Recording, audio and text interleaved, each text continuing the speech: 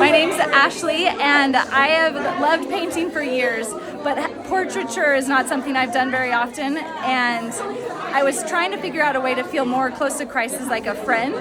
and I had the thought pop into my head one day, paint my portrait, and that felt really intimidating to me, but it was definitely like a prompting, and so I pursued it, and the more I learned about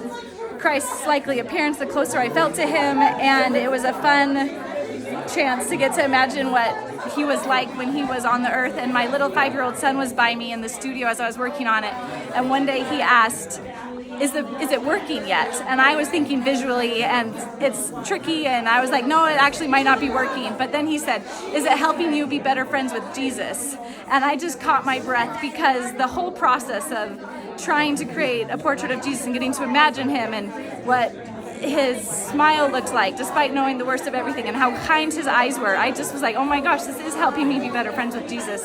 And it made me realize it didn't matter how the painting turned out, because he was answering my prayer in such a unique, personal way. He knew I was an artist, he knew I was a painter, he knew how to connect with me. And then as we made the frame for it, we live really rural in Washington, deep in the woods, and we didn't have access to the beautiful frames that I see around us, and I was feeling a little self-conscious of that, and I asked my husband, who's a woodworker, if he could make a frame. And so we took some trees that fell down on our land, and he milled them and made the frame. And I was still a little worried that the frame would be less than and like a beautiful gallery like this, but then once I popped the painting into it, the thought came into my head, I'm a carpenter too, this is perfect. And I just